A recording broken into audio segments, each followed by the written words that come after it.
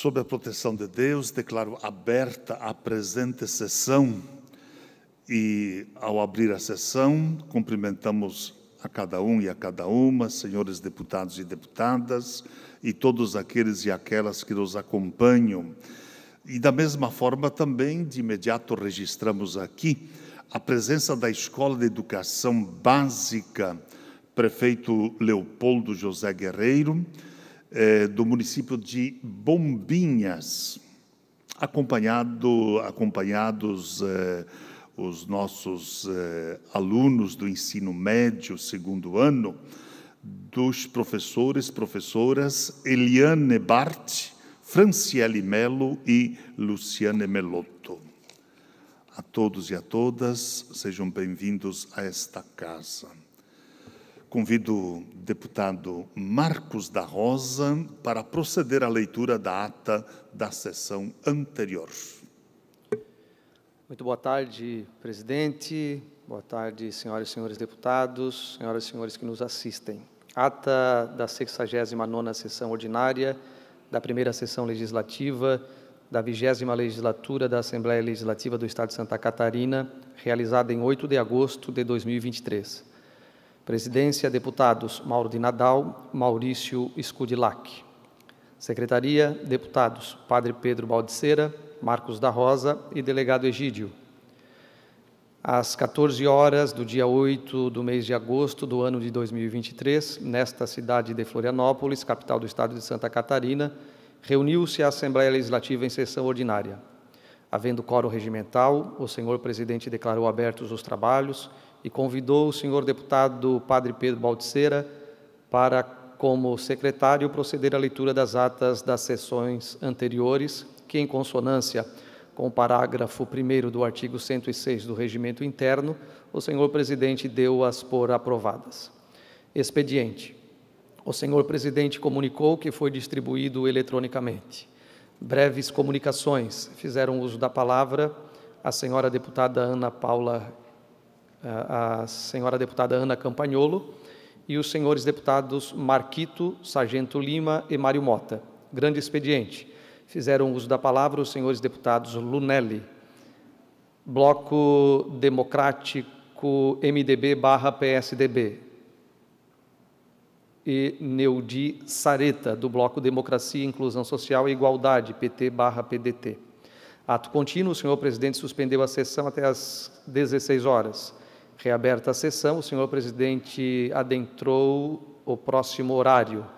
Ordem do dia. Foi aprovado em turno único o projeto de lei número 77/2023.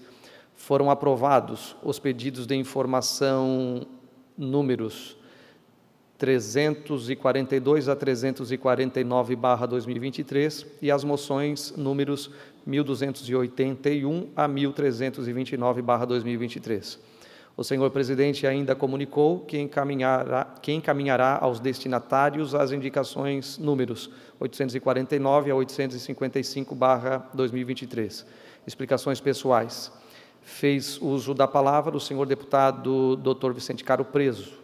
Nada mais havendo a tratar e antes de encerrar a sessão, o senhor presidente convocou outra ordinária para amanhã no horário regimental. Para constar, eu, segundo secretário, lavrei a presente ata. É isso, senhor presidente. Obrigado, deputado Marcos da Rosa. Em discussão, a ata que acaba de ser lida, não havendo quem queira discuti-la, a mesma está aprovada. Solicito à assessoria que proceda à distribuição do expediente. Breves comunicações. Neste primeiro horário, de manifestações dos senhores e senhoras parlamentares, o primeiro orador inscrito é o deputado Carlos Humberto. Vossa Excelência, que fará uso da palavra em breves comunicações, tem o tempo de até 10 minutos.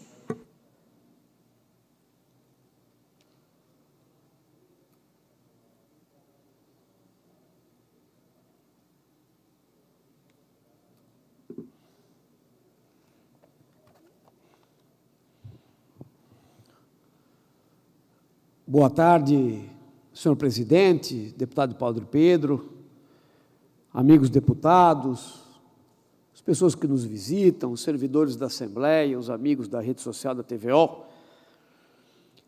O nosso mandato apresentou um projeto de lei, PL 275, de 2023. Existe uma lei em Santa Catarina, a Lei 16.473, uma lei de 2014, uma lei bem extensa, que trata de muitos assuntos. Dentre eles, proíbe os estabelecimentos farmácia de Santa Catarina, deputado Marcos da Rosa, a terem conveniência junto com as farmácias. Elas são proibidas de vender um isotônico, de vender um energético, de vender uma barra de cereal.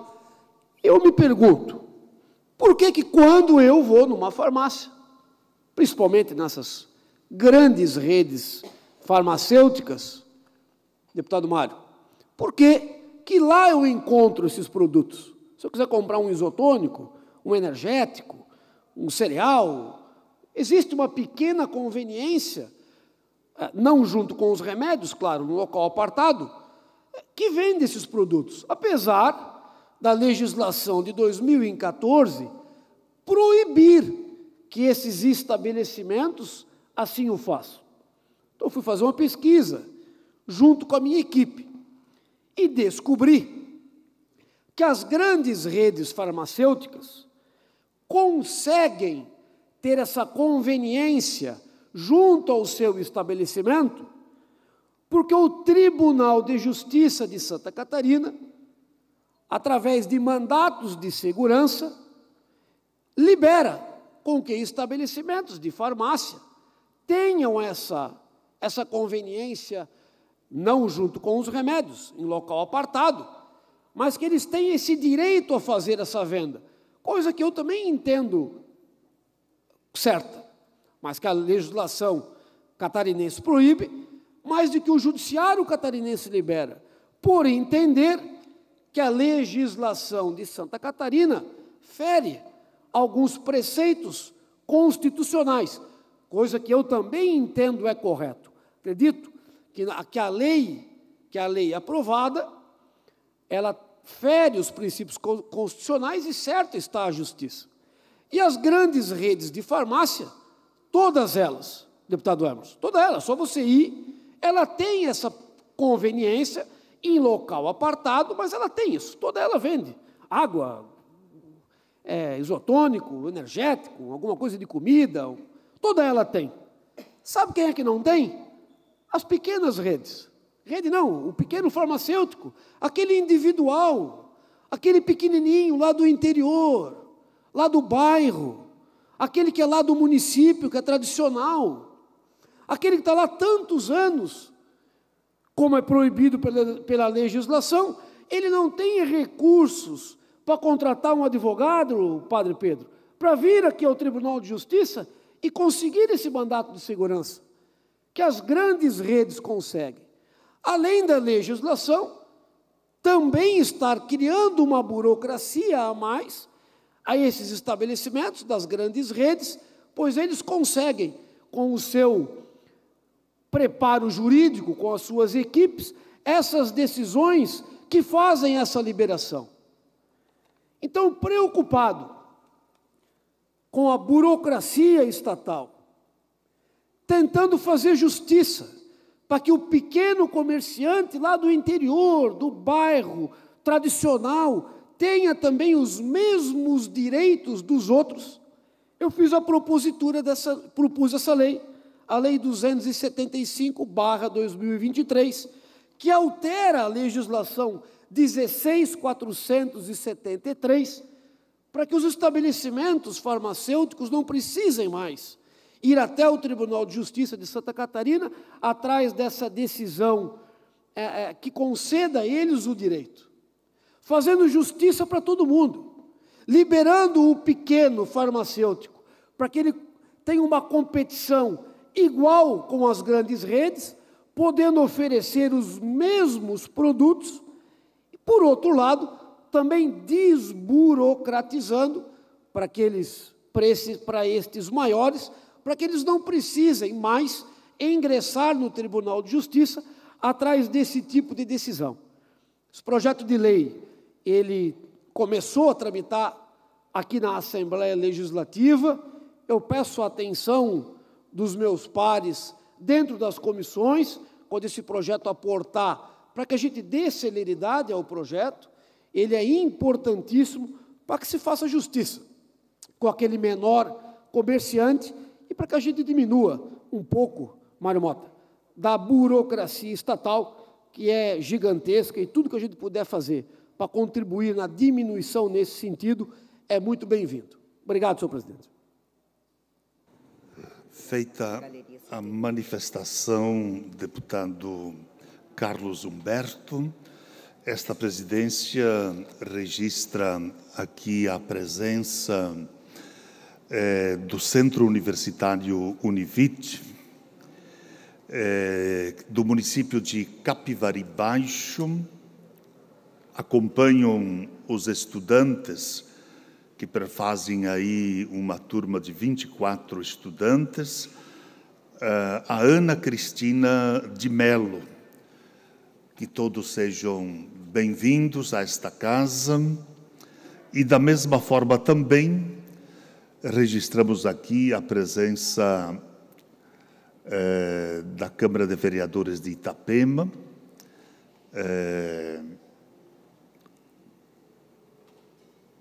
Katioski, que é a Câmara, claro, de Vereadores Mirins, lá de Itapema. Então, desejamos as boas-vindas também a esta casa. Sintam-se em casa nesta tarde de hoje. Na sequência, nós temos ainda inscritos para falar, em breves comunicações, o excelentíssimo senhor deputado Emerson Steiner. Vossa Excelência, que fará uso da palavra, tem o tempo de até 10 minutos.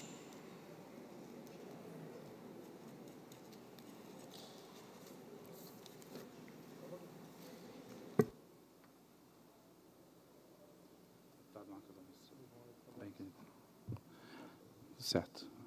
Boa tarde, senhor presidente, mesa diretora, deputados que presentes nessa casa, a todos que nos assistem pela TV UAU, pelas redes sociais. Que Deus nos proteja e nos abençoe de estar aqui novamente. Eu que estou retornando à tribuna e após alguns dias afastado devido a uma cirurgia, mas deu tudo bem, graças a Deus, e agora é continuar o trabalho. Quero cumprimentar aqui, senhor presidente, os alunos da rede municipal e também privada lá do colégio do nosso município de Itapema, também da rede estadual, que são os vereadores mirins da cidade de Itapema. Sejam todos bem-vindos aqui nessa casa, acompanhados da Catiúcia ali, e que estiveram lá no gabinete nos visitando e vendo o trabalho do deputado realizado nesta casa, e também de todos os deputados. E falei para eles o quão é importante os poderes e a política que é executada no nosso sistema. Parabéns a vocês, que Deus abençoe. Muito obrigado pela presença e pela visita.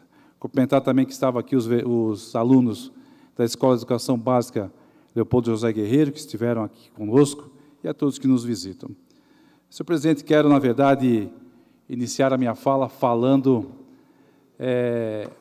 de um tema que a gente vem, todos os deputados praticamente aqui, lembrando, falando, apontando ao nosso governador Jorginho Melo, a necessidade do investimento nas nossas SCs no estado de Santa Catarina, que ficaram não em segundo plano na gestão anterior, mas em muitos planos atrás, pois não tiveram investimentos reais nestas estradas que ligam o nosso estado de Santa Catarina e que transportam a nossa economia e a nossa riqueza.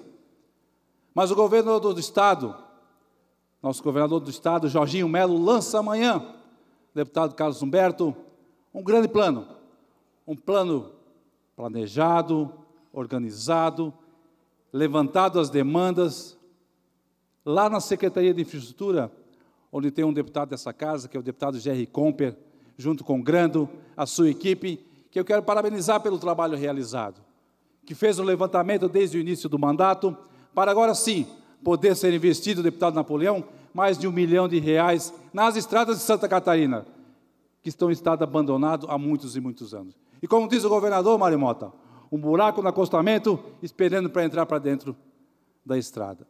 Que bom, ficamos felizes com isso. Santa Catarina não merece estar no estado em que foi deixado.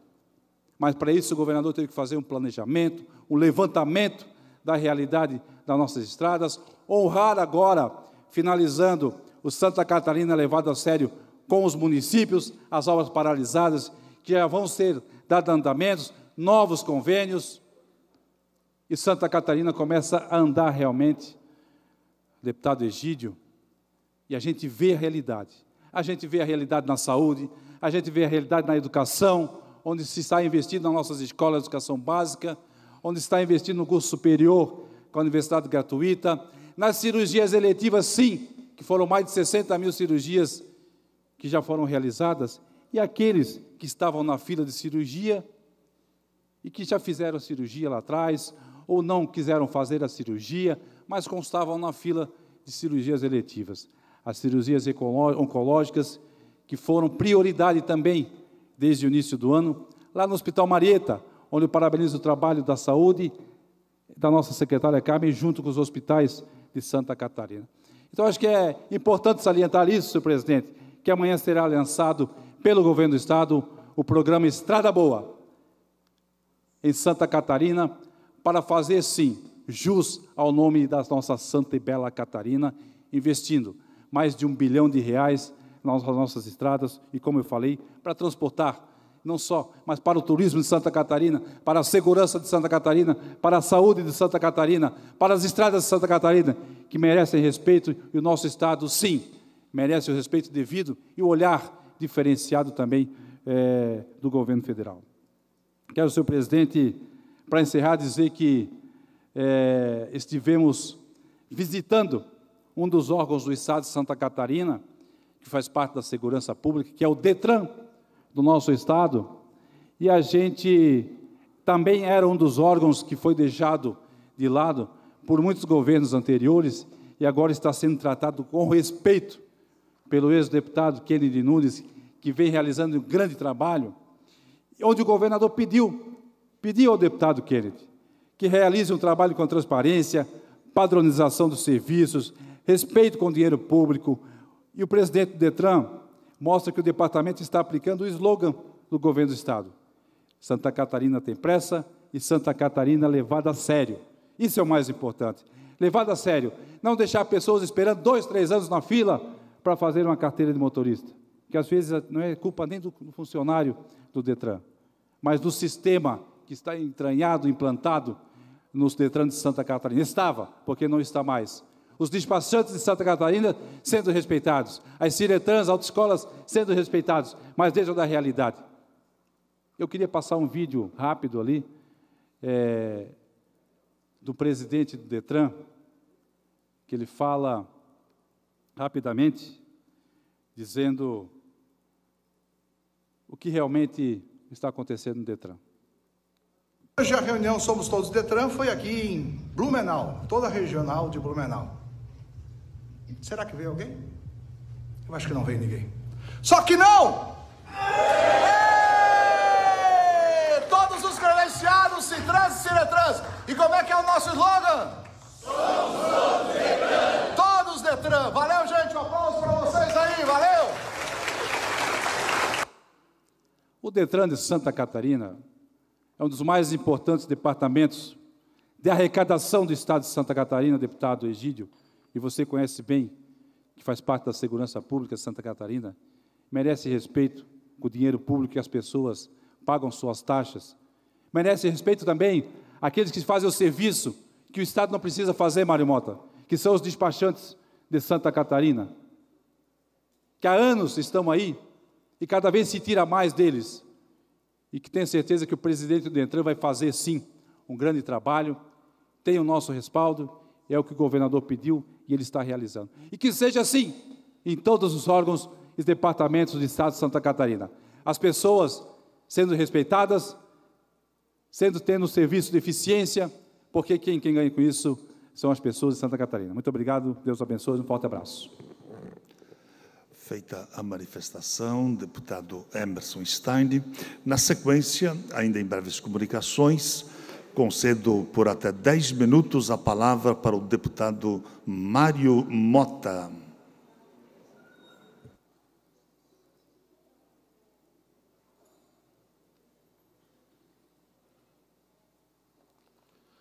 Senhor presidente, demais colegas da mesa, caros deputados presentes aqui no plenário, a todos aqueles que nos acompanham através dos veículos da Assembleia Legislativa, queridos servidores da Casa, a todos vocês que nos assistem na plenária, no nosso auditório, muito obrigado pela visita.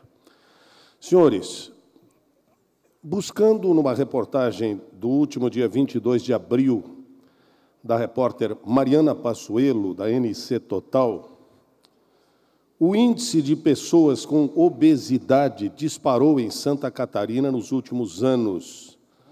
A quantidade de catarinenses atendidos pelo Sistema Único de Saúde, o SUS, saltou de 28 mil em 2012 para 398 mil no ano passado. Um aumento de 1.300% nesse período de 10 anos. O que representa que, em 2022, pelo menos 5 em cada 100 catarinenses estavam com o índice de massa corpórea, o IMC, em níveis elevados. Especialistas ouvidos pela reportagem apontam a ascensão das redes sociais, o aumento dos casos de ansiedade e depressão, além da acessibilidade aos alimentos ultraprocessados como fatores para o crescimento do número de pessoas diagnosticadas com obesidade no período. Os dados são do Sistema de Vigilância Alimentar e Nutricional, o SISVAN, do Ministério da Saúde, com base na atenção básica e englobam pessoas com obesidade, grau 1, 2 e 3. Estes são os níveis de obesidade estabelecidos pela OMS, a Organização Mundial de Saúde, a partir da gravidade da doença e dependentes do IMC calculado na relação entre altura e peso da pessoa. Tomando esta reportagem como referência, nós fizemos um requerimento, um pedido de informações à Secretaria de Estado da Saúde, buscando saber se tínhamos no Estado um equipamento, uma ambulância com capacidade para transportar pacientes com obesidade grau 3. E saibam os amigos que não tínhamos em Santa Catarina, até muito pouco tempo, um equipamento que pudesse fazer o transporte de uma pessoa obesa ao ponto de termos que adaptar sobre uma maca, numa ambulância, tábuas, aumentando a lateralidade da maca, para que a pessoa pudesse ser transportada de hospital para hospital ou de município para município. Algo absolutamente absurdo do ponto de vista de atendimento pelo SUS em nosso Estado. E eu vou ser mais ousado, pouquíssimos estados brasileiros possuem um equipamento a esse ponto. E hoje, já no Brasil, é mais comum encontrarmos pessoas com obesidade grau 3. Eu não quero chegar à semelhança do que temos, por exemplo, no Discovery Channel, e vocês certamente devem acompanhar, programas que mostram, especialmente nos Estados Unidos, pessoas com obesidade grau 3 no nível máximo, sem conseguir levantar da cama, inclusive. No dia 21 de julho, eu recebo a resposta à nossa indagação e trago, nesta oportunidade, uma ótima informação para todos os senhores e para os nossos telespectadores em todo o Estado. Recebo da senhora secretária Carmen Zanotto, assinado pelo diretor do APH Móvel, o seguinte ofício. Considerando o ofício que encaminha o pedido de informação número 316, subscrito pelo deputado Mário Mota, pelo qual solicita informações acerca da disponibilidade de equipamentos para atendimento a pessoas com obesidade grau 3 ou mórbida na rede pública de saúde do Estado, informamos o que segue. No dia 24 de julho passado, o governo do Estado realizou a entrega de 21 novas ambulâncias para atender a população catarinense. E, dentre essas 21, recebeu um veículo adaptado para o transporte de pacientes com obesidade. Após esta análise, a Secretaria vislumbrou a necessidade de assegurar um atendimento mais apropriado a esses pacientes. Santa Catarina receberá o primeiro veículo do país adequado exclusivamente pela montadora e saído diretamente da fábrica para o transporte de pacientes com obesidades. Até esse momento, há notícia apenas de ambulâncias regulares que foram adaptadas, tiveram suas macas aumentadas lateralmente, nas mais diversas formas, quer com metal, quer com madeira, para receber pessoas que não conseguiam se acomodar exclusivamente na chamada maca normal. O protótipo do veículo que vem para Santa Catarina e da maca de transporte adaptada tem como base a microrregião da Grande Florianópolis e, após a fase inicial de testes, realizadas as alterações que, porventura, se tornem necessárias, a Secretaria de Estado da Saúde tem como objetivo ampliar a entrega de veículos adaptados para o transporte de pacientes com obesidade para as demais regiões do Estado de Santa Catarina. Portanto, o nosso Estado acaba de receber a primeira ambulância que sai de fábrica, preparada para receber pessoas com obesidade, 1, 2 e 3. 3, a chamada obesidade mórbida. E a esperança nossa é que, muito breve, outras regiões do Estado, porque essa primeira estará baseada em Florianópolis, como uma espécie de teste para ser melhor adaptada, se for o caso, ou complementada para atender a todas as regiões do Estado de Santa Catarina. Divido com os senhores essa resposta que me agrada muito, que me dá uma certa tranquilidade, na esperança de que as pessoas com obesidade mórbida ou com obesidade 1, 2 e 3 recebam todo o respeito e dignidade que todos os demais pacientes em nosso Estado. Muito obrigado, senhor presidente. Muito obrigado, amigos. Feita a manifestação, deputado Mário Mota. Na sequência, inscrito em breves comunicações, deputado delegado Egídio. Vossa Excelência fará uso da palavra, tem um tempo de até 10 minutos.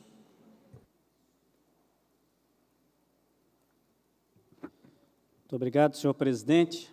Uma boa tarde, senhoras deputadas, senhores deputados, a quem nos acompanham presencialmente ou também pela nossa televisão e redes sociais. Queria passar um vídeo ali antes da minha fala, começar a me manifestar, por favor. Pode rodar um vídeo?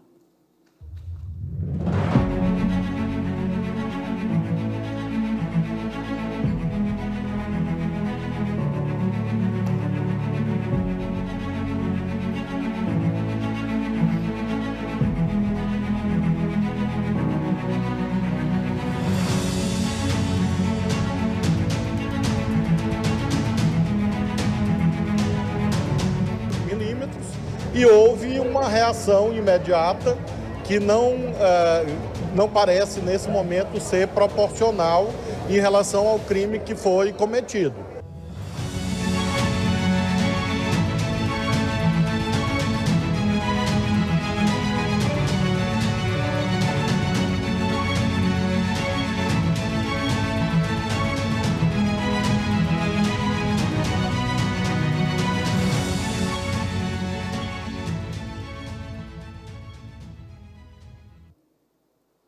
É isso, venho falar sobre segurança pública no nosso país e aqui em Santa Catarina.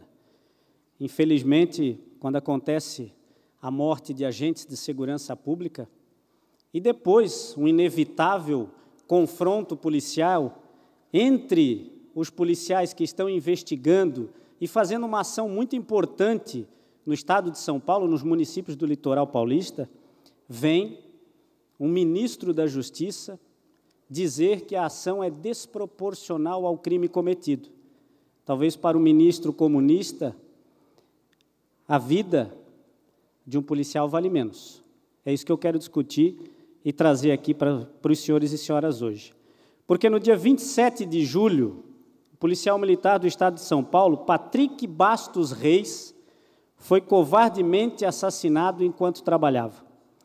Aí eu li uma notícia posteriormente, cuja manchete dizia o seguinte: quem é o sniper do tráfico, suspeito de matar PM da rota no Guarujá? Reparem nesse termo utilizado, sniper do tráfico. Esse termo sniper é denominado para militares, para atiradores de elite das forças de segurança, aquele atirador especial. Mas aqui no Brasil nós já estamos chamando de sniper servidores, traficantes, homicidas, membros de organizações criminosas. Um dado triste divulgado recentemente aponta que em todo o Brasil o número de policiais mortos aumentou 30%. Apenas em 2022, mais de 170 policiais foram assassinados enquanto trabalhavam, enquanto defendiam a população. Mas por que eu estou falando isso aqui em Santa Catarina, que é o estado mais seguro do país? Porque a pauta aqui na semana passada foi justamente o aumento do número de mortes em confronto com os policiais catarinenses. Mas a matéria dava a entender que a nossa polícia estaria provocando a morte de pessoas durante o cumprimento do seu dever, em eventual excesso. Isso é uma grande mentira.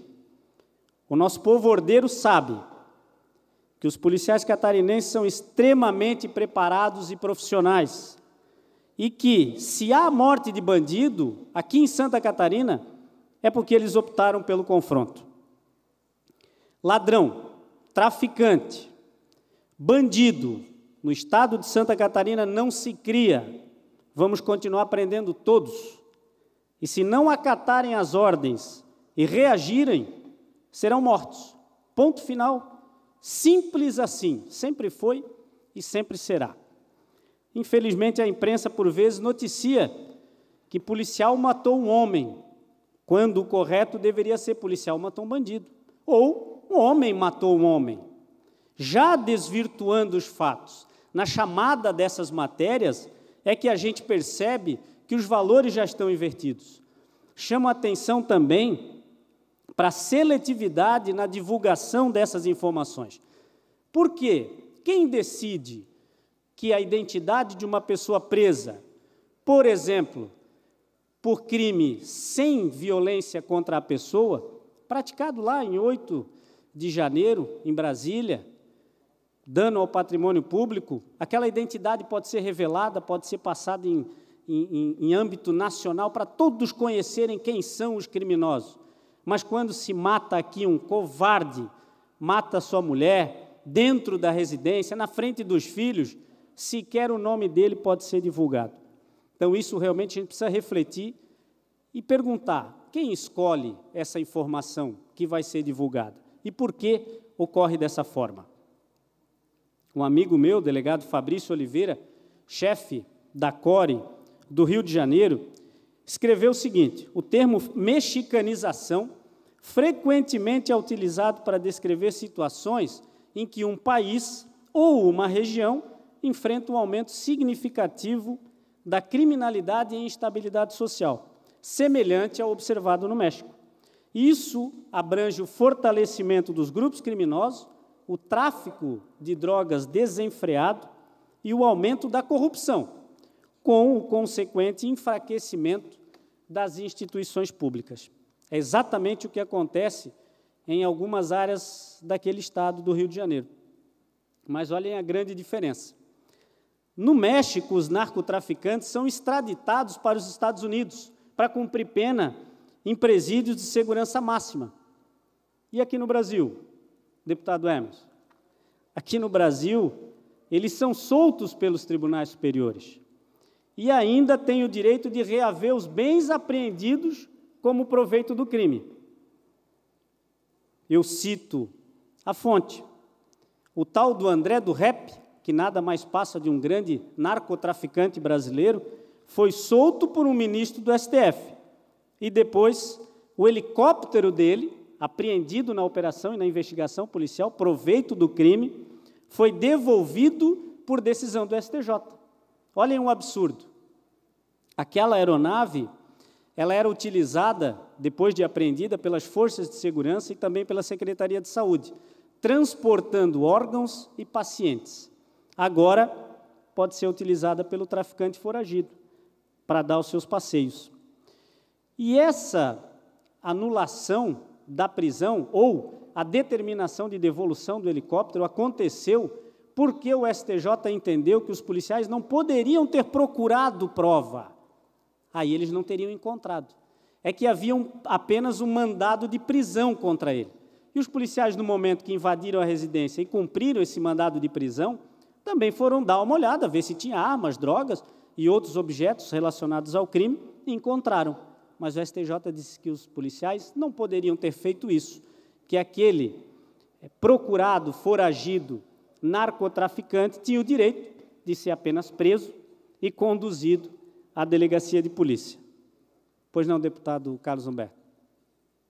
Deputado Egídio, fico muito feliz. O senhor, antes de ser deputado, é um agente de segurança pública, um delegado de polícia da nossa gloriosa Polícia Civil de Santa Catarina.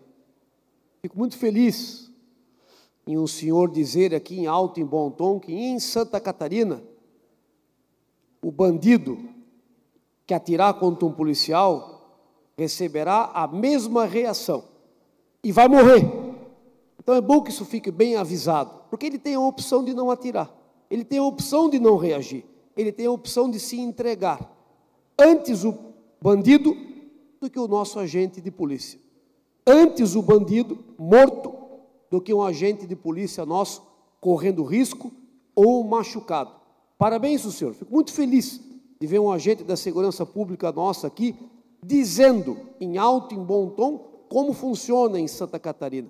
Mas lembro ao senhor que essa mesma imprensa, não é toda, não, esta imprensa que vende a força de segurança, que vende essa manchete, é a mesma que fala bem do presidente Lula e ficou 4 anos falando mal do presidente Bolsonaro. É aquela mesma imprensa que ninguém leva a sério.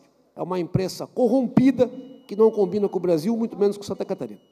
Obrigado, deputado Carlos Humberto. Realmente nós temos aqui a oportunidade de nos manifestar e mostrar a realidade nua e crua. E com a minha experiência enquanto delegado de polícia, já passei por situações nesse sentido. Senhor presidente, se puder conceder mais 2 minutinhos, no máximo eu concluo a minha fala, tá bom? Então, deputados, aqui, ainda que Santa Catarina esteja muito distante... Mais 1 minuto, deputado. Obrigado. Ainda que Santa Catarina esteja muito distante da realidade que acontece lá no Rio de Janeiro ou em outros estados do nosso Brasil, nós não podemos fechar os nossos olhos quanto a esta situação. E também devemos trabalhar juntos a raiz do problema, que é a falta de punição e a ineficiência das leis. Santa Catarina poderá enfrentar um crescimento significativo da criminalidade e instabilidade social. E nós, colegas deputados, não podemos permitir isso. Chega dessa inversão de valores. Parabéns aos policiais militares, parabéns aos policiais civis catarinenses. Continuem honrando seu juramento em defender as pessoas. E saibam que aqui tem um deputado que é delegado de polícia, apoiando o trabalho de vocês. Ah, mas Santa Catarina aumentou o número de criminosos mortos em confronto com a polícia.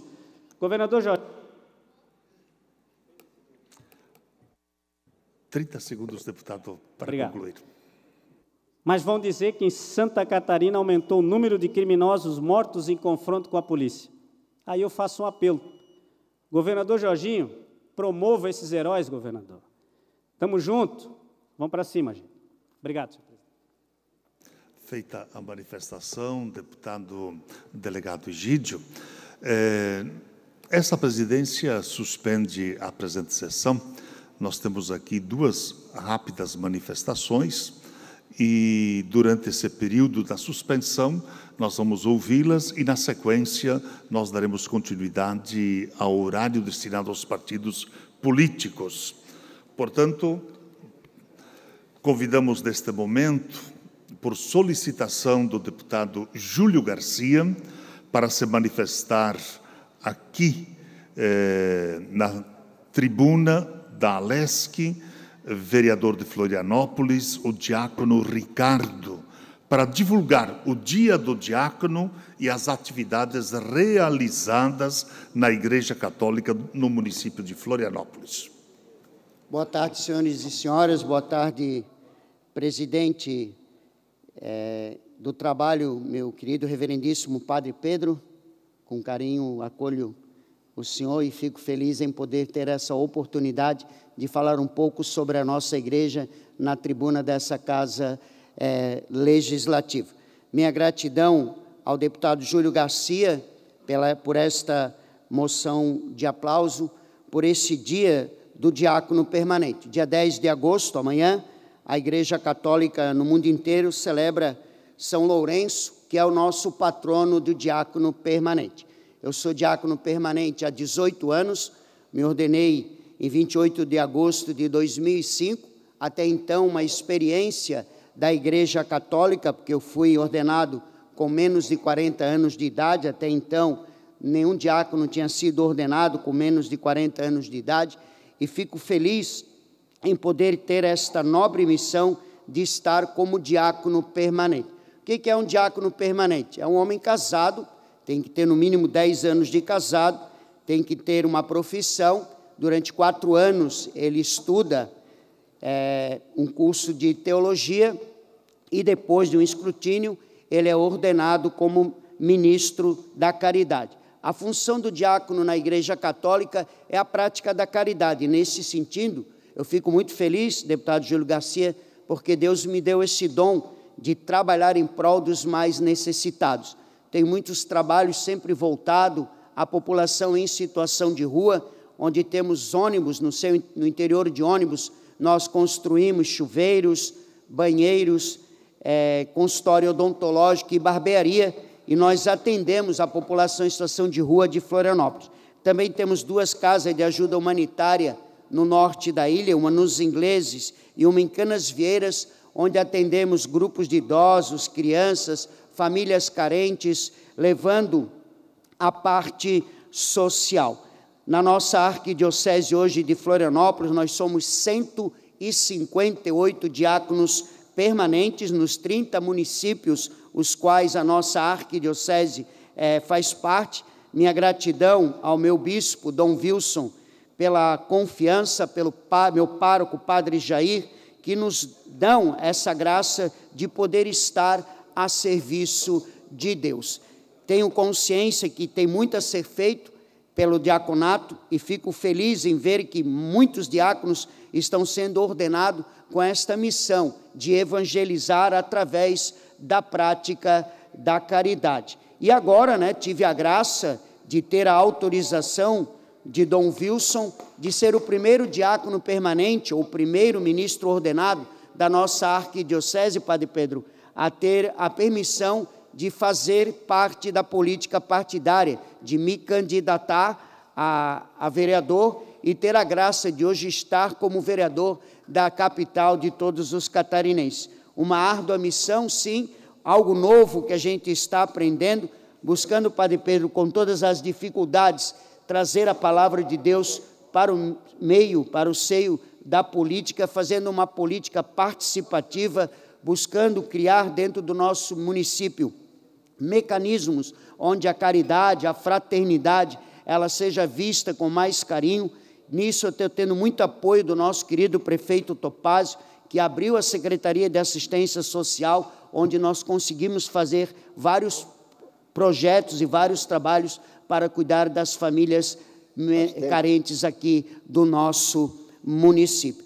Finalizo, mais uma vez, a minha gratidão ao deputado Júlio Garcia, que foi meu padrinho na política, que fez o convite para que eu fizesse parte da bancada do PSD, a qual, junto com o vereador Catume, estamos lutando dentro da Casa Legislativa do município para dar o nosso melhor, defendendo aquilo que o nosso partido crê e, acima de tudo, levando a palavra de Deus através da prática do Evangelho, que é a caridade. Vou terminar, como sempre termino meus discursos, com a minha frase, que é uma frase que vem do coração. Vamos juntos praticar a caridade fraterna, é esse grande convite que eu faço aos senhores deputados dessa Casa Legislativa, que possamos juntos praticar a caridade, praticar a fraternidade, levar um pouco de amor a tantas famílias que necessitam de nós, que estamos e fomos, melhor, escolhidos para exercer essa linda vocação que é estar a serviço de Deus através dos nossos mandatos. Que Deus nos abençoe. Mais uma vez, meu muito obrigado. Senhor presidente. Sim, deputado Júlio Garcia, proponente desta solicitação, com a palavra.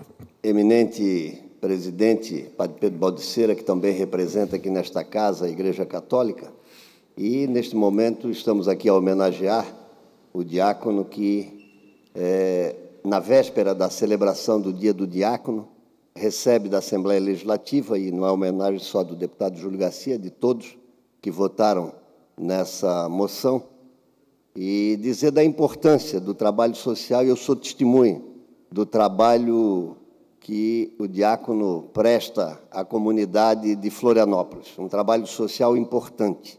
O poder público não pode, por si só, resolver todos os problemas sociais. A participação da sociedade, de toda a sociedade, é muito importante para minimizar os problemas que são cada vez maiores e, de modo especial, hoje, as pessoas em vulnerabilidade, as pessoas, moradores de rua, precisam de acolhimento, precisam de atenção, de assistência, e esse é um dos focos do trabalho do nosso diácono. Quero dar esse testemunho do trabalho que vem sendo realizado por você e todos aqueles que o seguem. E se uma das missões do diácono é praticar a caridade, você é um verdadeiro diácono. Parabéns. Muito obrigado. Presidente, concede também a palavra. Deputado Maurício, com a palavra. Primeiro, quero agradecer ao deputado Júlio Garcia por esta indicação, por esse momento especial. Conheço o diácono Ricardo, estive ontem visitando ele lá na Câmara de Vereadores, e essa homenagem pelo Dia do Diácono, que é dia 10 de agosto, amanhã, dia de São Lourenço. Então, quero dar os parabéns, diácono, mas principalmente pelo trabalho que você realiza. Você realmente não exercita só a oração, o orar, mas a ação. A ação é estender a mão às pessoas necessitadas. E aí eu quero lembrar da maior santa dos tempos modernos, que é a Madre Teresa de Calcutá. Ela estava lá à beira da estrada, limpando um leproso, um doente, um mendigo, e alguém passou e disse: "Meu, nem por $1 milhão eu fazia isso." Ela disse: "Eu também não. Faço por amor." Fazer ação social é por amor ao próximo, é para ganhar. Você não utiliza isso para ter o ganho, mas sim pelas pessoas. E nós temos que dar todo apoio. Eu sei porque eu participo muito na igreja em Joinville, na comunidade católica Arca da Aliança, da ação social, e a gente sabe como é feito isso. Só é feito por amor mesmo ao próximo. Então, parabéns, diácono, parabéns a todos aqueles que exercem esse papel fundamental, que é política, igreja e ação social, sabendo conviver com todos. Porque eu disse esses dias a um bispo que parece que em época de campanha política nós somos todos leprosos, todos fogem da gente. Durante 4 anos somos procurados para pedir ajuda, e na época da eleição todos fogem de nós, né? Então, mas você não, você encarou, foi, está dando a cara, colocando e fazendo ação social. Então, mais uma vez, parabéns aí pelo teu trabalho. Parabéns. Muito obrigado. Vereador diácono Ricardo, Me sinto muito bem aqui contemplado nas falas dos nossos dois parlamentares, né? Propolente deputado Júlio Garcia e do Maurício Peixer. Mas eu gostaria apenas dizer, né, de que fazer aqui o reconhecimento, o registro do reconhecimento, né, da entrega, da doação, porque é um serviço que se presta à Igreja. E como foi apontado aqui, não só o serviço em si, mas a quem esse serviço ele é dedicado. Então, parabéns pelo teu comprometimento, pela tua caminhada, pela tua história, e que Deus te ilumine sempre e cada vez mais. Amém. Muito obrigado. Obrigado.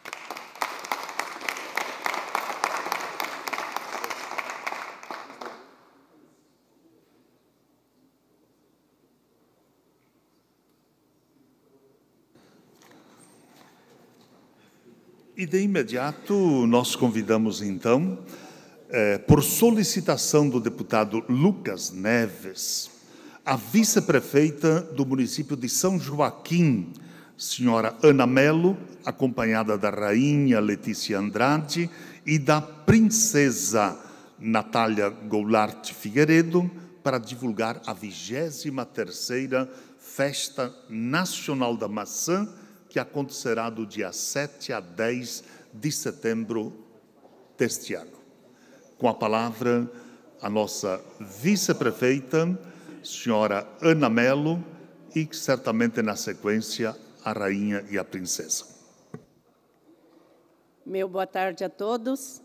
Gostaria de cumprimentar o deputado Padre Pedro, presidindo essa sessão, dizer e cumprimentar a todos os deputados, agradecer por esse espaço, né, cedido a nós, um espaço assim que a gente sabe que é muito valioso, e a gente fica honrado em poder estar aqui divulgando a festa do nosso município. Estamos aqui hoje para fazer um convite muito especial. Nossa festa da maçã se inicia dia 7 a 10 de setembro. E a gente gostaria muito de poder contar com a presença de todos vocês. Se vocês nos derem a honra da visita, a gente ficará muito feliz.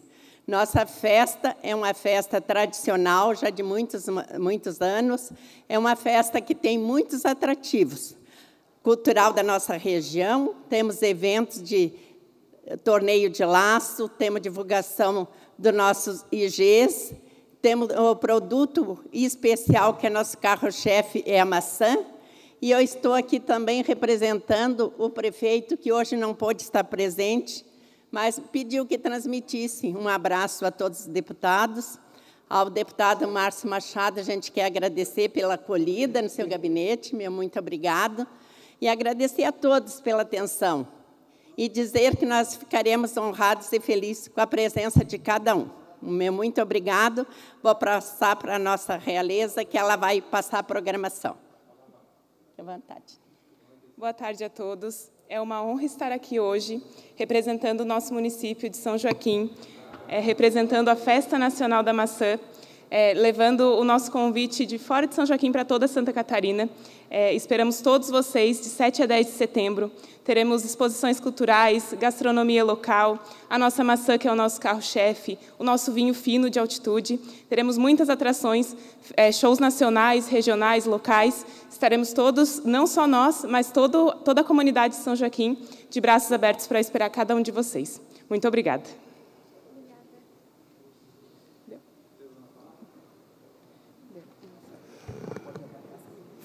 Feito o convite, deputado Márcio Machado, Vossa Excelência, que hoje, a pedido do deputado Lucas, né, fez essa recepção e essa condução. Com a palavra, deputado. Obrigado, presidente em exercício, deputado Pedro. Quero aqui enaltecer a grandeza dessas meninas da realeza da Festa Nacional da Maçã, a melhor maçã do Brasil e do mundo, pelo terroir, pela estrutura que tem o frio, a terra, que é maravilhosa. Assim, as meninas que estão fazendo um trabalho muito bonito, indo nos vários rincões do nosso estado, convidando o povo para ir para a festa.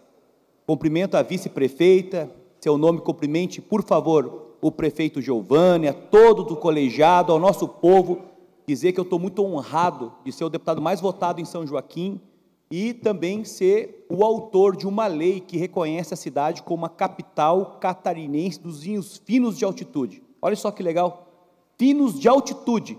Então é um vinho diferenciado, um vinho que tem um valor agregado, que ganhou e ganha campeonatos de nível nacional e internacional pela sua qualidade. Então, parabéns, com certeza estarei lá aplaudindo vocês de pé e dizendo para o povo como vocês vieram com maestria, com grandeza, com um sorriso largo no rosto, convidar os deputados e convidar Santa Catarina para se fazer presente em São Joaquim. Muito obrigado. Deputado Fabiano da Luz. Quero cumprimentar a todos, cumprimentar aqui a vice-prefeita, a realeza de São Joaquim. Nós que até pouco tempo atrás conhecíamos São Joaquim por ser uma das cidades mais frias do nosso Brasil, e hoje a fama que mais pega em São Joaquim é justamente por ser a terra das melhores maçãs do Brasil, e que inclusive foi pioneira na produção da maçã orgânica, que hoje é procurada pelo mercado nacional. Então, é mais uma qualidade que o nosso estado de Santa Catarina tem, essa força de São Joaquim. Nós sabemos que a festa é apenas para mostrar um pouquinho desse grande potencial que São Joaquim tem. Parabéns para vocês. Muito obrigada. Feita a manifestação, deputado Fabiano. Deputado Márcio Machado. Perfeito, dá tempo, né? 1 minuto para nós encaminharmos desde já. O deputado Mário Mota, com a palavra. Com certeza, deputado. Eu me recordo, padre Pedro Baldissera e queridas representantes da nossa capital dos vinhos finos catarinenses, título concedido a partir de uma petição do meu querido colega Márcio Machado. Eu me recordo que a primeira festa nacional da maçã, eu até não sei se era nacional, que eu cobri ainda pela antiga TV Planalto, lá na década de 80, contou com a presença do então presidente da República, João Batista de Figueiredo. Faz um bom tempo. E a partir de lá, já era nacional, não é isso? E eu me recordo que foi a primeira festa que eu cobri. Nós estamos na 23ª, eu sei que ela começou na década de 60 como Festa da Maçã, depois transformou em Festa Municipal da Maçã, e a partir do momento em que recebeu esse título, Festa Nacional, abraçou o Brasil e muita gente vem de todos os cantos do Brasil para conhecer de perto a maçã catarinense, que eu tive a oportunidade de morder pela primeira vez em 1975, quando cheguei em Lages, e confesso que tive uma sensação que nunca mais esqueci. Nós estávamos acostumados, eu vim de São Paulo. Em São Paulo, a única maçã que existia era a importada da Argentina, que ficava 5, 6 meses, até mais, dentro das câmaras frias. Então, não era nada além, com o devido respeito aos nossos irmãos argentinos, mas não era muito diferente de um pedaço de isopor, se compararmos com a maçã brasileira, tirada do pé, limpa aqui na própria camiseta, e ela fica lembrando da história da Branca de Neve, de tão bonita que é. E ao morder aquela maçã, eu me recordo até hoje, eu tive suco por toda a boca e chegou a doer aqui, de tão saborosa que era a maçã, e que é a maçã catarinense, cada vez melhor a partir de todo o trabalho de desenvolvimento que os nossos irmãos joaquinenses fizeram e desenvolvem. Então, a festa é, sem dúvida, merecedora de todo o carinho. Vocês, muito obrigado pelo convite que trazem a todos os catarinenses e brasileiros que nos assistem. Obrigado, Padre Pedro. Feita, então, a manifestação, deputado Mota, nós convidamos, então, a vice-prefeita, a rainha princesa, para fazer o registro, Kanchen.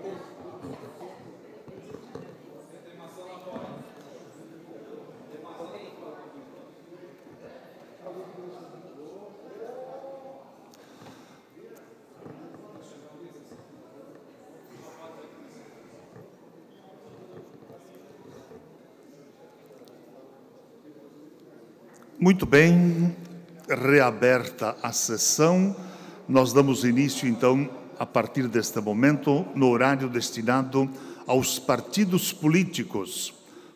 Primeiro horário pertence ao Bloco Social Democrático, MDB, PSDB. Consulto as bancadas. Deputado Lunelli, Vossa Excelência, que falará em nome do bloco, lhe concedo a palavra por até 12 minutos.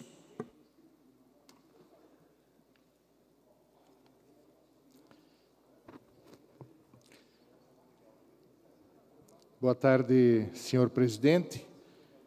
Eu cumprimento aos colegas deputados e deputadas e a todos que nos acompanham esta sessão pelos canais da LESC. Desde já, eu peço o apoio desta Casa para aprovar uma moção de apelo solicitando a revogação do decreto assinado pelo presidente Lula, que inviabiliza os clubes de tiro, o tiro esportivo, e desrespeita a tradição de muitas regiões de Santa Catarina. O novo decreto assinado sobre as armas também tira o direito do cidadão brasileiro de se defender. É uma clara demonstração da cegueira deste governo. Com esta medida, o governo federal mostra que é um valentão para tirar os direitos do cidadão comum e, ao mesmo tempo, covarde, porque mantém a bandidagem altamente armada, o que faz a sociedade refém.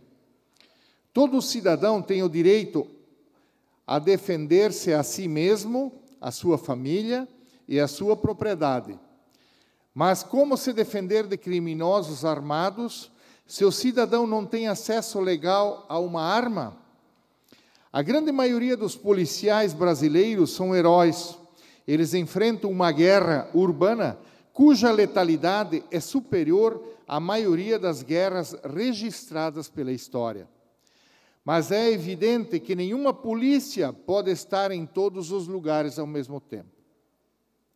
E a polícia brasileira ainda enfrenta barreiras jurídicas e operacionais cada vez maiores para fazer o seu trabalho.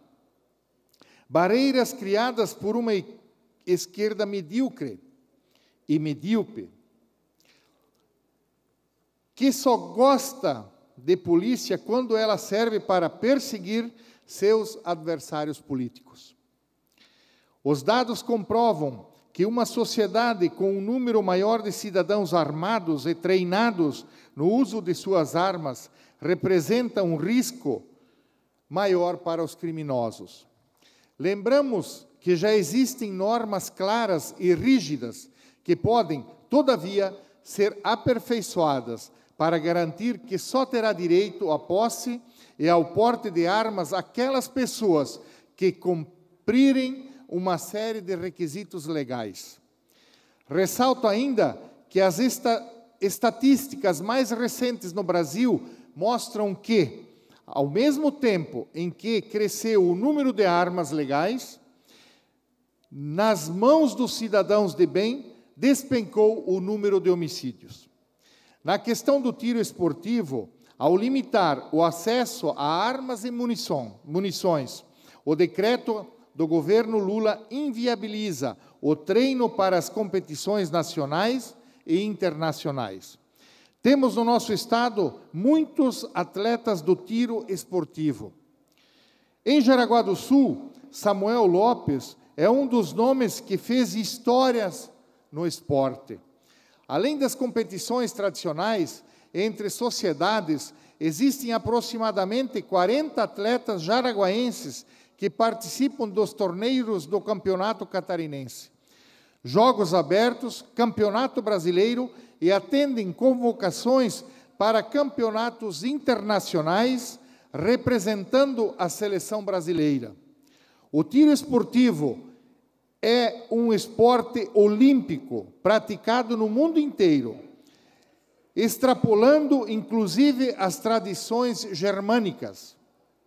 Na Confederação Brasileira de Tiro Esportivo, são mais de 17 mil atletas cadastrados e um total de 30 mil atletas de tiro esportivo filiados às 24 federações estaduais. Pois não, nobre deputado Emerson Stein? Deputado Antídio, parabéns por trazer mais esse tema para a Assembleia. É um tema de suma importância e a gente vê o que vem acontecendo nesse governo federal, mais uma ação em que deixa pessoas desempregadas, como a gente já está vendo em Santa Catarina, onde os clubes de tiros, alguns já estão fechando as suas portas, como é o caso em Tijucas.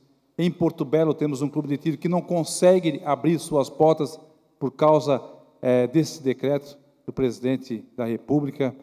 O meu irmão é instrutor de tiro e também poderá ficar desempregado. Então, a gente fica muito triste com essas demandas que vêm acontecendo, onde a gente preza pela geração de emprego, pela proteção da família, e aí vem mais esta situação que nos deixa realmente tristes, que é uma realidade no Brasil. Parabéns pela explanação, estamos juntos nessa também. Obrigado. Obrigado, nobre deputado Emerson.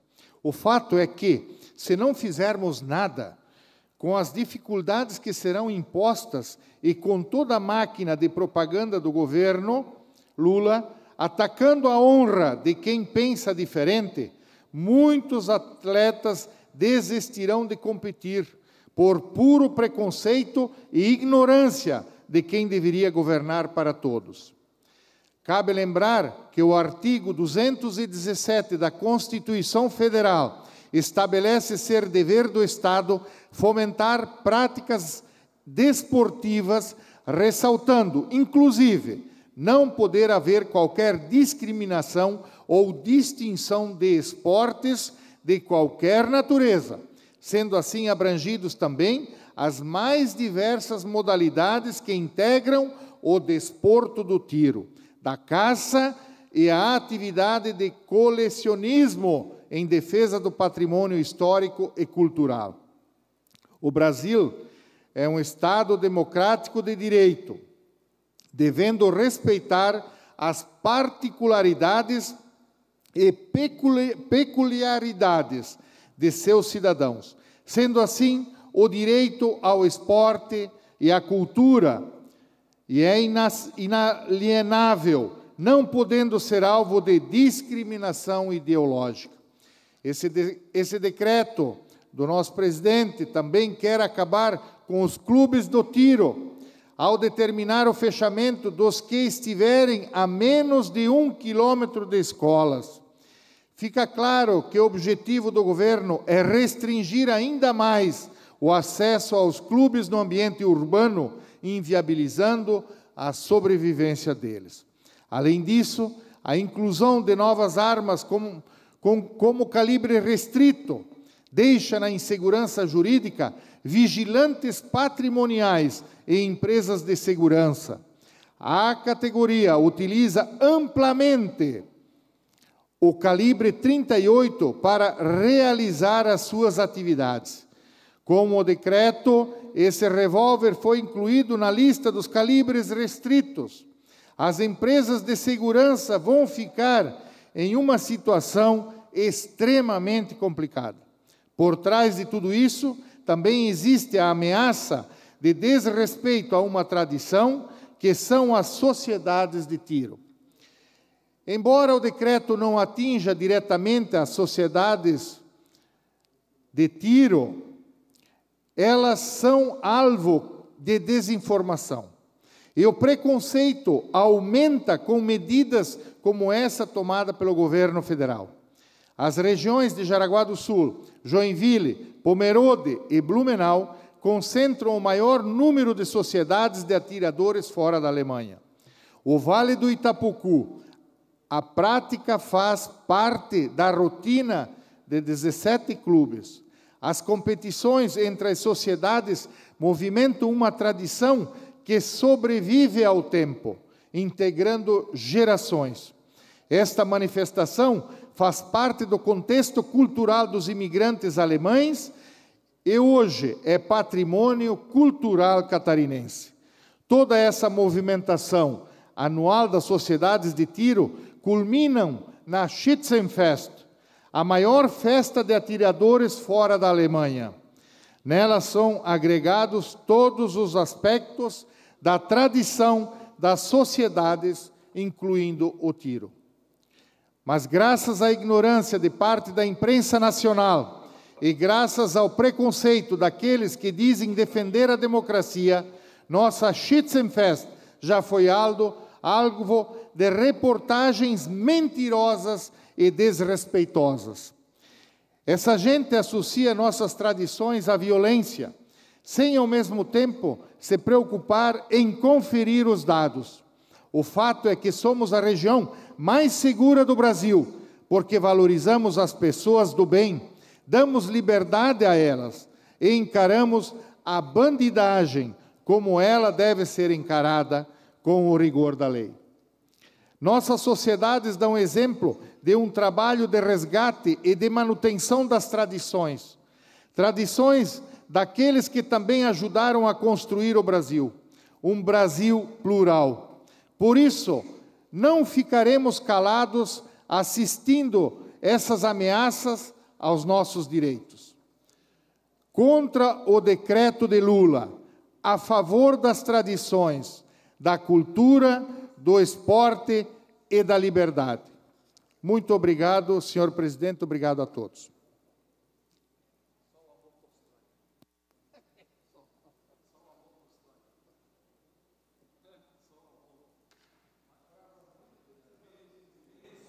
Senhoras e senhores, ainda no horário destinado aos partidos políticos, nós temos aqui na sequência o Bloco União, PSD e PTB. Não havendo inscritos, Bloco Democracia, Inclusão Social e Igualdade, PT e PDT. Bloco Podemos e Republicanos. Na verdade, Podemos, Republicanos e Novo. Ah, sim, pelo PT vai falar o deputado Padre Pedro Baldiceira. Por gentileza, o senhor tem horário de acordo com o nosso regimento. Obrigado, senhor presidente, deputado Marcos da Rosa. Eu quero aproveitar, no horário aqui do Partido dos Trabalhadores, de trazer presente algo que nós votamos aqui nesta casa em 2017 e é motivo de debate, de discussão no Supremo Tribunal Federal, que diz respeito às aposentadorias dos ex-governadores, além do nosso estado de Santa Catarina, de outros estados da federação. E aqui eu gostaria de dizer que, no momento, está suspenso esse debate no Supremo Tribunal Federal. Agora, eu quero levantar algumas questões, como autor desta PEC, que colocou um basta, colocou um fim às aposentadorias dos ex-governadores em Santa Catarina. A retroatividade do projeto de emenda à Constituição da PEC, ela se justifica em apenas 2 princípios jurídicos, mas que o Estado de Santa Catarina não vem aplicando, que é o princípio da legalidade e o princípio do direito adquirido. Em relação à legalidade, está expresso na Constituição Federal, no seu artigo 5º, inciso 2, que ninguém poderá ser obrigado a agir, fazer ou não fazer, sem que seja em virtude da lei. Não existe mais a previsão do privilégio com a aprovação da PEC. não está lá mais lá. O artigo 195 da Constituição do Estado foi revogado. Portanto, não existe mais o suporte legal para poder efetuar qualquer tipo de pagamento.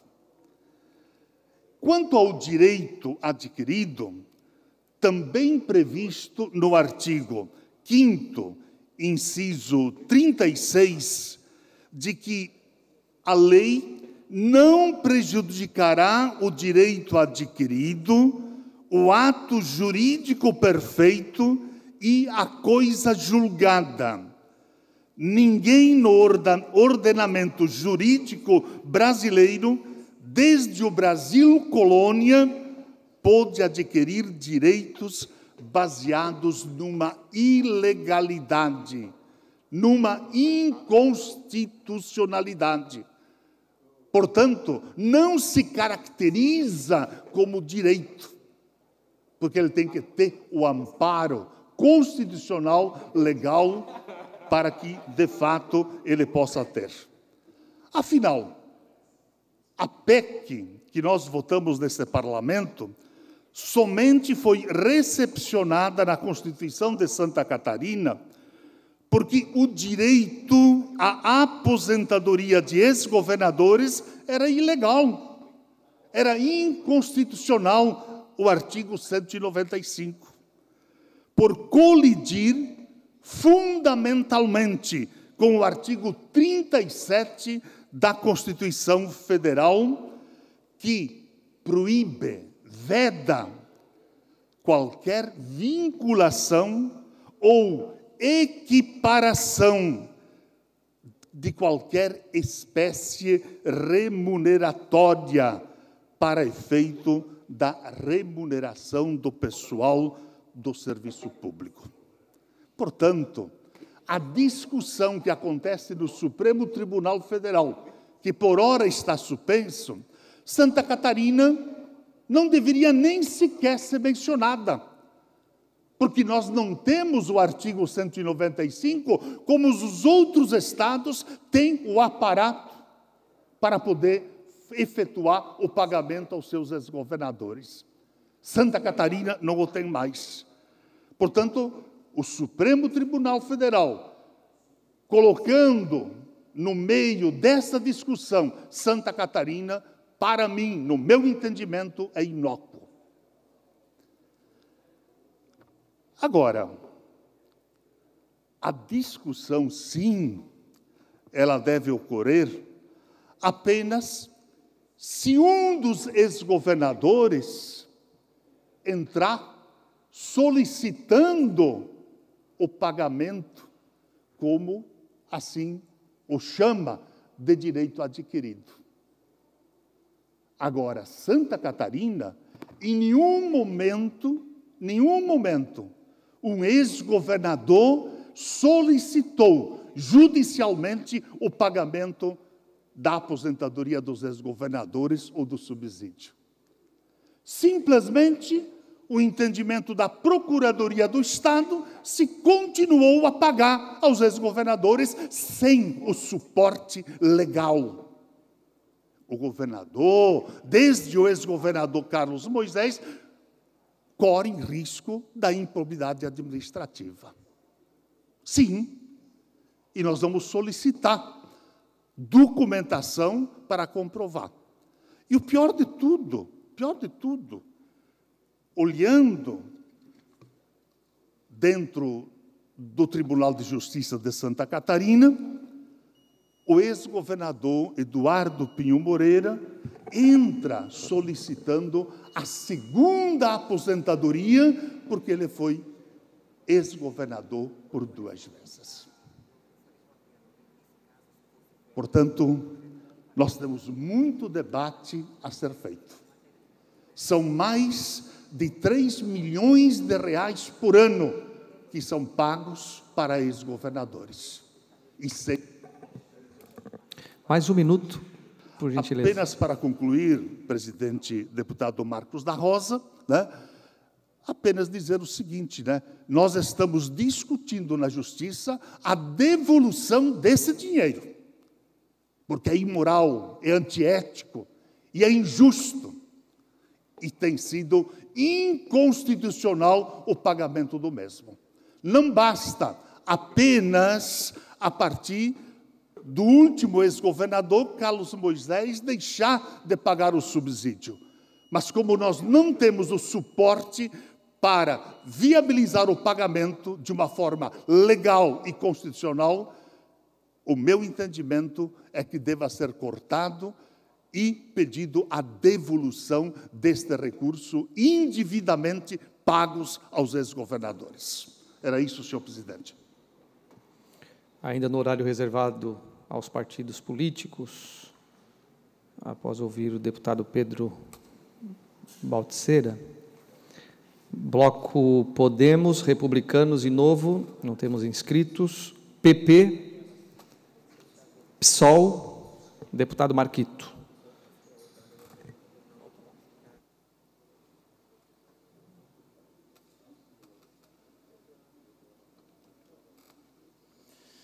Eu quero aqui, em horário de partido, desejar uma boa tarde a todos e todas que nos acompanham.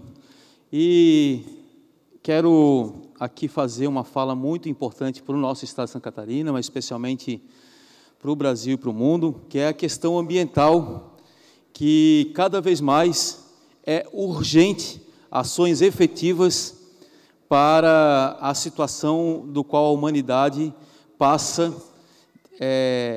referente às mudanças climáticas por conta da degradação ambiental. Quero primeiro informar que estive na posse do secretário de Meio Ambiente, secretário Guide do Governo do Estado, e depois, de 8 meses, a gente tem um secretário, porque a presidente do IMA acumulava as duas funções. Primeiro, eu quero dizer da importância do protagonismo do atual governo Lula no debate global em relação a medidas referentes ao enfrentamento ao desmatamento. O Brasil passou por momentos muito cruéis do ponto de vista do desmatamento dos seus biomas. A Amazônia foi um dos mais afetados, mas o Cerrado brasileiro, também outros biomas foram muito atacados na perspectiva do desmatamento. E a Mata Atlântica não é diferente. A gente tem alguns dados que realmente nos colocam com muita preocupação, são dados levantados pela organização SOS Mata Atlântica, e que foi realizado em conjunto com o Instituto Nacional de Pesquisas Espaciais, e que colocam Santa Catarina como o 4º estado do país em maior área de Mata Atlântica de pé. São 2.181.393 hectares, o equivalente a 22% do território total do estado ainda é de Mata Atlântica de pé. Porém, Santa Catarina registrou o 3º maior disparo, ou o 3º maior índice de desmatamento da Mata Atlântica no país entre os meses de outubro de 2021 e de dezembro de 2022. A área derrubada neste período equivale a 1.458 campos de futebol. Falo isso para dizer que é fundamental as políticas que tenham, na sua perspectiva, a preservação da Mata Atlântica. Todo o território de Santa Catarina está dentro do bioma da Mata Atlântica. São mais de 6 ecossistemas que compõem esse bioma, e que ele é fundamental para a vida, para a água, para a biodiversidade e para atividades comerciais. Mais um minuto. Obrigado. Para as atividades econômicas que acontecem no nosso estado. Acredito que a gente precisa, enquanto Estado de Santa Catarina, construir um plano estratégico da Mata Atlântica, construindo corredores ecológicos entre as unidades de conservação, as áreas protegidas. Nós temos aí dilemas centrais, inclusive um deles vai estar no plenário para a gente discutir, que é a tropicalização do nosso subtrópico por conta da produção agrícola, que é altamente afetada, e quero aqui restabelecer a necessidade desse parlamento, em conjunto com a Comissão de Turismo e Ambiente, Comissão de tributos e economia, para a gente reestabelecer um programa de proteção da Mata Atlântica em diálogo com os setores da sociedade catarinense. Então, quero me colocar nessa linha em conjunto com os demais colegas deputados e deputadas. Obrigado. Ainda no horário reservado aos partidos políticos, o último na lista dos partidos é o PL. O deputado Oscar vai se pronunciar? Ok, então vamos ouvir o deputado Oscar.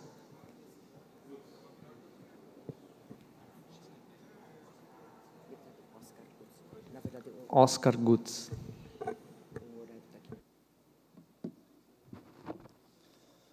Acertou na veia, né, cara?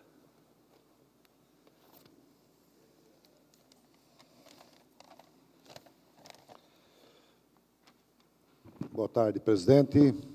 Boa tarde aos demais deputados, deputadas aqui, a todas que estão nos assistindo aqui no plenário e também na Rede TV, né? Não é Rede TV, como é que é? TVAL, né? Então, estão todos bem-vindos que acompanham nós aí. Eu queria aqui, primeiro, compartilhar com meus amigos taioenses aqui presentes, o nosso amigo Jefferson, também de Rio do Sul, meu assessor, né? Sejam bem-vindos aqui na casa. Eu também tenho aqui o filho do ex-vereador Edson Kriga, o Marcos Kriga, que o pai dele foi um grande vereador na cidade de Taió, não só em tamanho, em fazer as coisas acontecer naquele município. Então, eu tenho muita gratidão por essa família e o belo trabalho que ele sempre fez como vereador. Também está aqui junto o nosso amigo Claudinei Vicente, um guerreiro, um lutador, né, que trabalha na roça. Hoje nós vamos falar bastante disso aqui. Também tem o Marcos de Mello aí, que sempre conosco naquela região, e também o Marcelo Cranfo, que é assessor do prefeito Taió, que também faz um belo trabalho lá na prefeitura de Taió. Dizer para vocês, sejam bem-vindos aqui, né, como nossos assessores aqui, o Luiz Fernando, que também está aqui, e o Tiago. Dizer para vocês, sempre sejam bem-vindos. Essa casa aqui é a casa do povo, é a casa onde vocês ouviram aqui agorinha há pouco, né, o padre Pedro falando de aposentadoria de ex-governadores. Então, vocês veem o quanto vocês têm que trabalhar na roça, ou no comércio, na indústria, para sustentar, muitas vezes, a injustiça, que a gente não concorda. Eu, como fui um colono, que nem vocês, que a tia, o Marcos é a testemunha, que chegamos a colher fumo junto, tirando leite, sofrendo, tirando lenha, para secar o nosso fumo, e muitas vezes a gente vê o dinheiro jogado no ralo. Então, é bom que o povo venha assistir nessa tribuna, nesse parlamento, para ver como é que funciona, né, deputado Mota? Para ver como é que funciona a coisa. Então, a gente fica indignado, às vezes, aqui, que soa e paga tanto imposto, e, às vezes, nós temos que andar em rodovia cheia de buraco, nós precisamos de uma saúde, nós precisamos de uma assistência social, e, muitas vezes, a gente sofre muito por o dinheiro ser mal investido. Então, é para vocês enxergarem que nós nascemos lá numa tifa, né? No Ribeirão do Salto, na cidade de Taió, que nós não tínhamos nem um calçado para botar no pé, deputado Fabiano da Luz. Talvez vocês também passaram isso. Então, foi muito sofrido quebrar o gelo com o pé no chão, nem uma bolsa não tinha, às vezes. Era um cartucho daquele do açúcar cristal, era a nossa bolsa. E hoje a gente vê muitas coisas aqui que o pessoal fazem com o nosso dinheiro, com o dinheiro dos contribuintes, o trabalhador. Isso é muito triste, né? Mas é bom que vocês estão aqui, a todos que estão aqui assistindo, ver o que é feito. Quero aproveitar aqui também, né, agradecer o governador Jorginho Melo, que eu acredito muito, senhores deputados, senhoras deputadas, que vai fazer um grande governo, que é um homem inteligente, o homem que gosta de gente, o homem que quer fazer o bem para as pessoas, que agora vai lançar o programa Estrada Boa. Isso é muito importante, porque aqui tem muitos senhores e senhoras que estão nos assistindo, ouvindo, que andam em rodovias perdendo vidas por causa de buraco, por causa de sinalização. Então, quero dar os parabéns ao governador Jorginho Melo, além de fazer um empréstimo de 1,5 bilhão, mas isso não é só para fazer política, isso é para salvar vidas, porque hoje você anda muitas vezes em algumas rodovias estaduais e federais que você tem que adivinhar onde você tem que passar, porque nem sinalização não tem. Então, na nossa região, que eu já fiz esse pedido, quero aqui reforçar ao governador Jorginho Melo, a toda a equipe dele, secretários da infraestrutura. É muito bom lançar o programa, estou a favor, mas também quero que olhe com carinho na nossa SC, entre Rio do Sul e Alfredo Wagner, que está precária, que bote junto nesse projeto para nós não ter mais vidas perdidas ou acidentes, que é uma região que muita gente vem aqui para Florianópolis, no litoral, e usa-se muito essa estrada. E também fazer o pedido encarecidamente aqui na 114, que é da minha cidade, Pouso Redondo, a Salete, que nós precisamos também com carinho olhar. Tomara que esteja junto nesse programa Estrada Boa. E também a SC 427, que é de Itaió a Santa Terezinha. Essas rodovias aqui, que olham com carinho, fazem mais sinalização, melhorias nas rodovias, né? Além de pegar e só recapar, que esteja visibilidade, que dá para enxergar bem a rodovia, né? Que é olho de gato, pintura, para nós não sofrermos acidentes ou perdermos vidas. Então, quero agradecer, além de ser um financiamento que ainda vai também investir do recurso do governo para melhorar essas rodovias. Então, em tantas coisas que o governador Jorginho Melo já implantou, e nós aqui nessa casa aprovamos, deputados, né, como a universidade gratuita, as cirurgias eletivas, mas nós vamos ter que ajudar cada dia mais o governo, independente de sigla partidária, nós pensarmos na nossa população que paga tanto imposto e quer ter um direito melhor. E isso nós temos que lutar em conjunto com o governador para nós sempre fazermos o melhor para a população. Era isso, meu querido presidente. Muito obrigado, deputado Oscar Goods. Nesse momento, de acordo com o nosso regimento interno, eu suspendo a presente sessão até às 16 horas, quando daremos início à ordem do dia. Muito obrigado.